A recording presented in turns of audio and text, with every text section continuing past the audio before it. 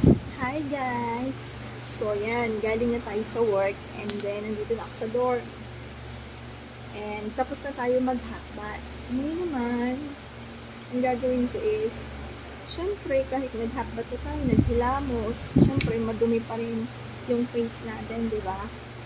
So, ito yung ginagamit ko sa face. Kita nyo ba? Yan. From Maxi Peel Zero. Ito kasi yung nakakatanggal talaga ng pimple ko. Dati kasi napakadami ng pimple ko. But nagtry ako nito tapos yun, lagi ko na siyang ginagamit. And totoo, nakakatanggal talaga siya ng pimple. Sa akin yung pimple ko kahit kakatubo lang niya, tomorrow, pag ginamitan ko nito, tuyo na yung pimple ko.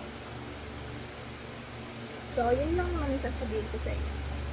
Hindi naman siya ganun kahapte kagaya ng ibang ginagamit na panglinis ng mukha. Ano rin siya, para siyang Eskimo toner. Ganun.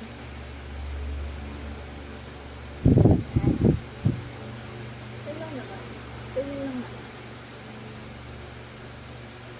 Sa malat yung bato, kaya ganyan.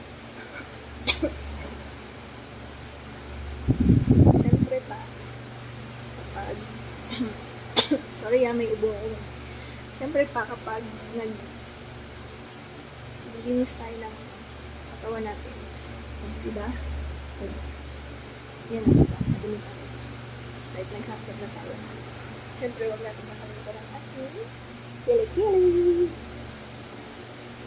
Siyempre.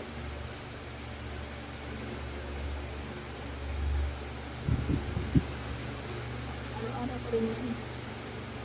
Kasi, siyempre, nakakahiya naman dito. Ito yung mga libags.